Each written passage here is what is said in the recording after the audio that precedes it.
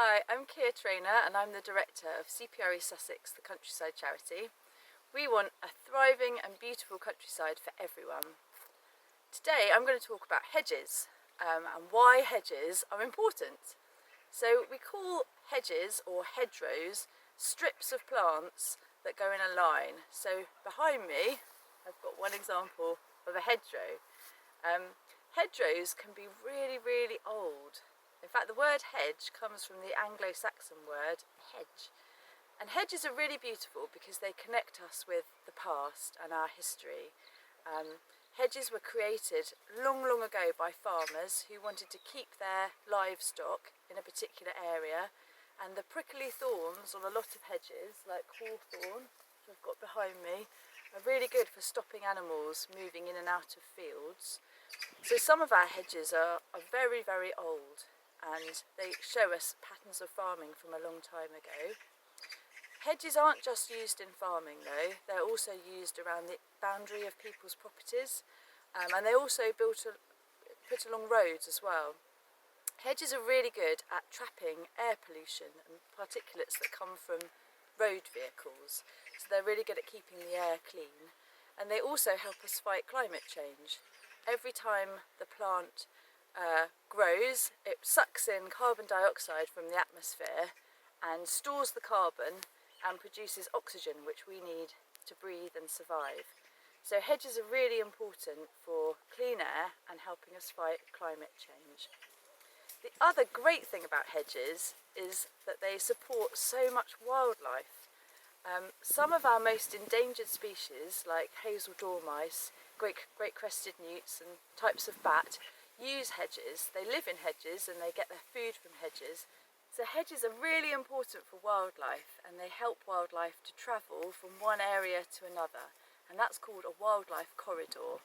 So it's really important that we have lots of interconnected hedges and hedgerows so that they allow animals to move from one place to another place. Hedges also support lots of beautiful creatures like butterflies, and 80% of our farmland birds depend on hedges for their survival. So hedges are really important for wildlife.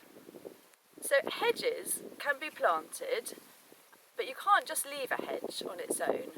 Otherwise, all the little plants in a hedge will get bigger and bigger, and this is called succession, and eventually you'll end up with a row of trees. Trees are brilliant because they also help fight climate change and support lots of wildlife, but they don't have the same rich habitat that a hedgerow has. So if you want to keep a hedgerow, you have to maintain it, and there's two main things that you need to do. The first thing is to trim it so it doesn't get too big. You don't want to trim it too much, otherwise you can kill the hedge plants, but you do need to trim it. And the other thing is to lay a hedge, and that's a way of restoring it, and that involves bending down the lower branches and staking in the hedge plants so that it gets thicker. And laying hedges is also good because it can stop creatures moving through the hedge like livestock, and if you've got a very good thick hedge you can call it stock proof, and that means that the livestock won't be able to get through it, and deer and other creatures. So when you maintain your hedge, it's really good to do it different bits at different times, so you've got lots of different habitats for wildlife. Well, this hedge behind us here is very tall and rank. About 10 years ago we actually laid it, which means crawling along underneath, cutting the branches half through just so they fold over and they stay alive. But you get a really thick hedge then, and it's really good for things like turtle doves and things like that to nest in, because they like nice thick low scrub, which are very rare nowadays, turtle doves. And then that side is a completely different thing again. That's all tall, and it has been fallen, and there's a lot of low, very thick brambles underneath it all, with a nightingale's nest. So each hedge has its different uses, and each has had to be managed differently to be able to, to create the habitat that these different things need. And then this hedge over this side is different again. This is a stock-proof hedge. This is completely stock-proof for sheep and cows. Nothing can get through that.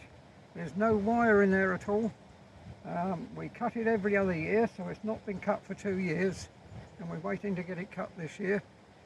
And then most of our big hedges that you see around the farm, we cut every 3 years, which allows all the fruit to come on them. So we've got a lot of, at the moment there's just hawthorn, sloes and rose hips. Everything else has died now, the blackberries and the like. So again, everything feeds on those. So we try and leave those up until about Christmas before we cut those, so the birds get the good fill on them before we cut them. This hedge along here has actually been laid twice now in the last 30 years, which means you cut through the branches halfway or so, then push them down and then stake them and tie them in with some bindings on the top, and so it really thickens the hedge up. But it needs doing every 15-20 years to keep it really thick so it's stock proof. And I say there's no wire in there at all, and it's completely stock proof. The animals can't get through it at all, and everything lives in there. We get water voles through here in the ditch the other side. We get nightingales, turtle doves, kingfishers. It's full of wildlife here. Well, this is a livestock farm. The people that take hedges out are normally arable farms, where nowadays the machines have got to a size where they don't need the hedges, and it restricts the use of the field. You get against the hedge, nothing grows the same right against the hedge, so there isn't the need for the hedge. But all these fields and these hedges are only here because they've been managed. They didn't appear overnight. Lots of people nowadays plant new hedges. Well, these were never planted. These hedges are the remnants of the old woodlands. So when the fields were cleared and they leave a strip to divide the field up, maybe it was a wet strip when you couldn't cultivate it, so they left a hedge there, and then it acted as a barrier to keep the animals in. All these hedges can be dated to over 1,000 years old, so we know they were part of woodlands. And several of the hedges on the farm you can date to 1400 years. But each woody species in the hedge represents 100 years. Unless it's something special like a spindle, which doesn't usually grow from seed, it only grows from suckers, that puts 300 years onto a hedge. So that's how you tell the age of a hedge, but it's the woody species in the hedge. You can tell how old a hedge is by how many woody species are in it within every 30 metres. So each species is around 100 years. So if you have a hedge and it has hazel, oak and hawthorn in it, that means it's at least 300 years old. I'm going to show you two common types of hedgerow plant so that you can learn a little bit more about what you might find in a hedgerow. Here we've got rose hips. They're also very common hedge plants, and over here we've got some brambles, just the very end of blackberries. It's quite late in the year for blackberries, and over here we've got some gorse.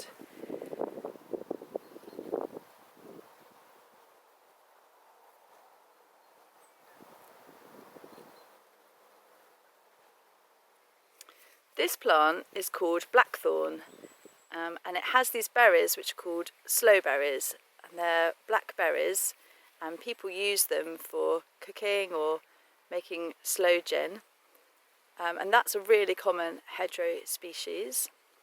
And then over here, this is hawthorn, and it's still got the red berries on it, and again, hawthorn is an edible plant and you can use the berries for food. Hawthorn is a really common hedge plant, and that's probably because it has spikes like these, and that stops livestock wanting to move through it, and it also produces really good wood which people can use for making bowls or wooden furniture, and it's also really good as firewood. So we find a lot of hawthorn in our hedges. So hedgerows are really important for wildlife, for farming, and they're also really important for climate change. But our hedges are under threat, and since the 1950s we've lost a huge number of hedges, and that's for several reasons. One reason is because farming has changed, and now farmers have quite big machines, particularly if they're farming crops, and hedges can get in the way, so they take them down. The other reason is that we are building more roads, housing and other things, and we take down hedges when we build things. So CPRE helped create the hedgerow regulations. We campaigned for them, and they're there to protect hedges. And I hope that now you know how important hedges are, you will go into the countryside and look for hedges. And we've produced a little guide so you can help identify the plants in the hedges that you find. And I hope that you find that useful. Thank you.